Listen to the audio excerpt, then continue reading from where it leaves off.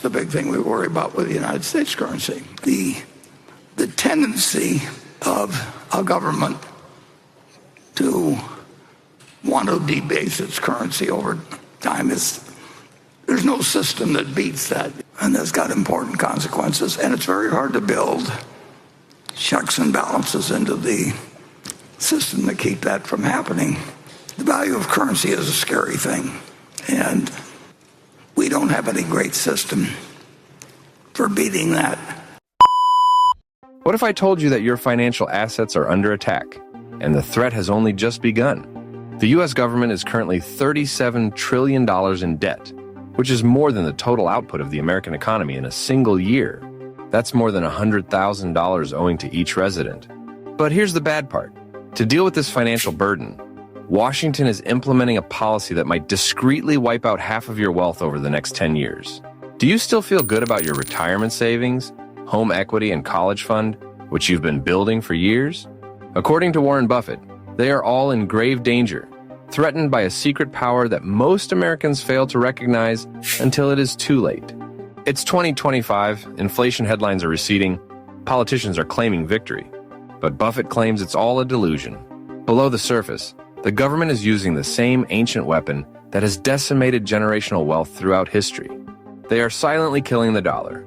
And if you have cash, bonds, or a fixed pension, you're the ideal target. Looking back to the 1970s, this identical technique wiped out half of retiree purchasing power. A $50,000 retirement fund suddenly purchased only $25,000 of things. What is the scenario today? Even riskier. In this video, Buffett reveals 3 techniques Washington takes to silently devalue your currency. Why they're stuck in this system, even if they wanted to stop, and who suffers when the machine goes into overdrive. Stick with us because, at the end, we'll lead you through practical methods to protect your wealth before the damage is irrevocable. The information in this video may save your finances, and it is entirely free. Would you like to know anything else that is free? Like the video and hit the subscribe button. It doesn't cost anything. Currently, 99% of those watching this video are not subscribers. So what are you waiting for? Let us proceed. And that's the big thing we worry about with the United States currency. The tendency of a government to want to debase its currency over time there's no system that beats that. You can pick dictators, you can pick representatives, you can do anything. But there will be a push toward weaker currencies.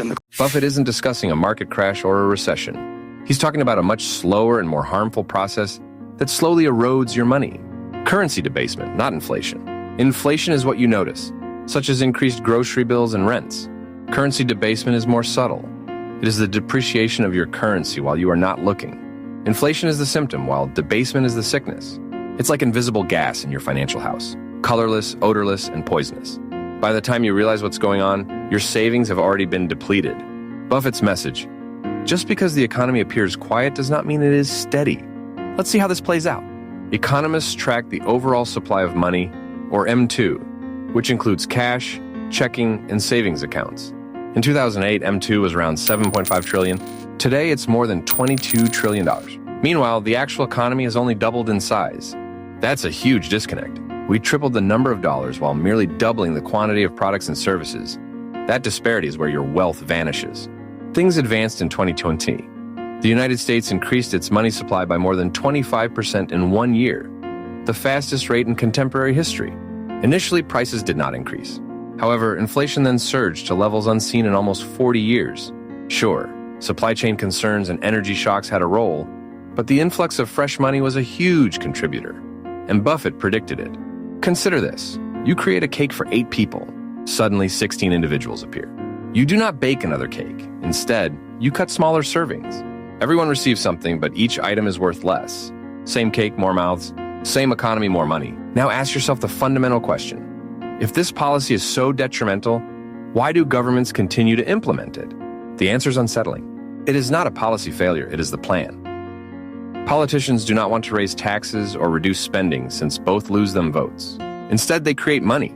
This playbook is well known among investors, including Buffett. I mentioned very briefly in the annual report that fiscal policy is what scares me in the United States, because it's made the way it is. And all the motivations are to doing a lot of things that can cause trouble with money. But that's not limited to the United States. It's all over the world. And some places it gets out of control regularly. As they devalue at rates that are breathtaking, and that's continued. I mean, and people can study economics and you can have all kinds of arrangements, but in the end, if you've got people that control the currency, you can issue paper money, and you will, or you can engage in clipping currencies like they used to do centuries ago. Or there will always be people. It's the nature of their job. I'm not singling them out as particularly evil or anything like that. But the natural course of government is to make the currency worth less over time. Governments do not plan to destroy their currencies, but they almost always do. Why? Politicians enjoy spending money they don't have. When tax revenue falls short, they borrow. America's debt is currently $37 trillion, about $108,000 per citizen, and is expected to increase by another $1 trillion every year for the next decade. In 2000, the debt-to-GDP ratio was 60%. Today, it is 135%. It's like a family living lavishly on credit cards with no intention to repay. They only hope they can meet the minimum payments. But when even those become unsustainable, the central bank intervenes. In the United States, that is the Federal Reserve. The Federal Reserve has two essential powers. It may generate new dollars out of thin air and manage interest rates, which are the cost of borrowing. Here's how it boosts government borrowing. It creates fresh dollars and uses them to buy government bonds, keeping demand high and interest rates low. It keeps official interest rates close to zero to avoid skyrocketing payback expenses. If the Fed allowed rates to climb, the government would confront an unsustainable increase in debt payments, similar to tripling the interest on a large credit card bill. Remember the 25% increase in the money supply in 2020? That was the Fed printing digital dollars like crazy. And with each new dollar, the ones in your wallet became worth slightly less. Buffett warns that this is not the act of terrible individuals, but of weak people, caught up in a dysfunctional system. Politicians cannot refuse handouts. Voters can't say no to free items. The Fed cannot say no to either.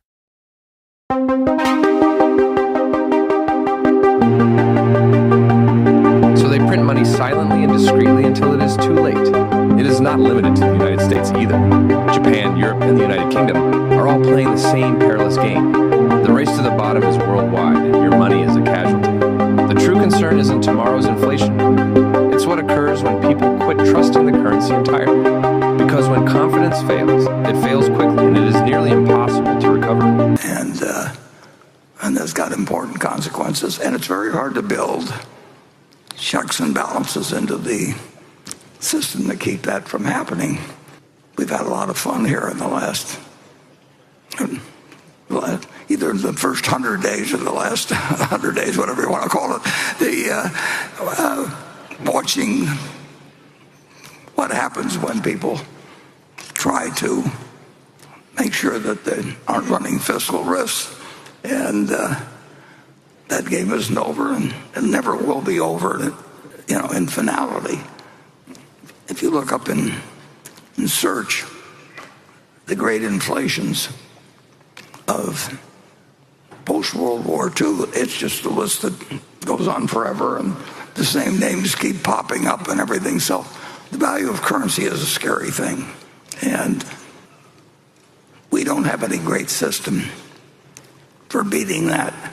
Currency debasement does not strike like lightning. It's more of a slow leak. You travel for miles without realizing your tire's getting flat. Your bank balance may appear healthy, but it buys you less petrol, less food, and less freedom. You were able to save. You avoided debt. You purchased bonds, and you're still losing. Consider money to be like ice cream on a hot day. If you leave it out, it will melt. That's your dollar dissolving right now. As politicians smile and claim everything is fine, it starts with a drip, then a stream, and then a flood. And when people realize what's going on, panic sets in. Buffett recognizes this pattern. History is replete of warnings, but we keep disregarding them. Look at Weimar, Germany. In the 1920s, Germany owed large reparations for World War I. Rather than increasing taxes, it printed money. In January 1923, One US dollar was worth 18,000 German marks. By November, there will be 4.2 trillion marks.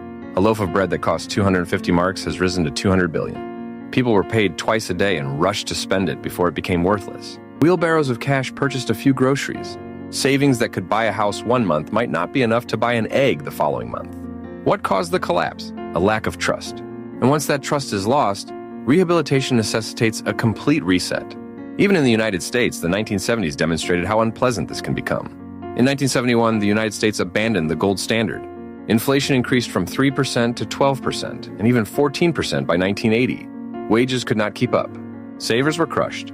Bond yields were insufficient to match inflation. The Fed eventually raised interest rates to over 20% to stop the bleeding. But by then, the harm had been done. The takeaway: once inflation gathers traction, whether quick like Germany or sluggish like the United States, it is nearly impossible to reverse without causing significant misery. So who won this game? Debtors. If you owe money, inflation helps, since you can repay loans with weaker dollars. It's a subtle reduction in your debt. The United States government is aware of this. With $36 trillion in debt, inflation facilitates repayment. Homeowners, landowners, and stockholders all benefit. These generally appreciate in value during inflation since they are scarce and tactile. Fixed mortgages do not change while house prices rise. Companies with pricing power boost prices and frequently profit. Now we'll talk about the losers, savers, and bondholders. If your money's in a bank or invested in low-yield bonds, it is being eaten alive.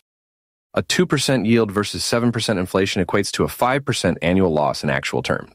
Retirees with fixed pensions spend less each year. It's a slow and terrible bleeding. Wages for the middle class are rising, but not quickly enough. Groceries cost more. Homes cost more. You may even be moved into a higher tax band despite having no increase in actual income. That is bracket creep, also known as a hidden tax. What about the emotional toll? It develops. People feel stuck. When a large number of individuals feel it at the same time, the pressure builds up and becomes overwhelming. Currency depreciation not only devastates bank accounts, but it also undermines trust in leadership and the future. The final truth: by 2025, most Americans feel the storm has passed. Inflation has cooled. Prices have stabilized, so we relax.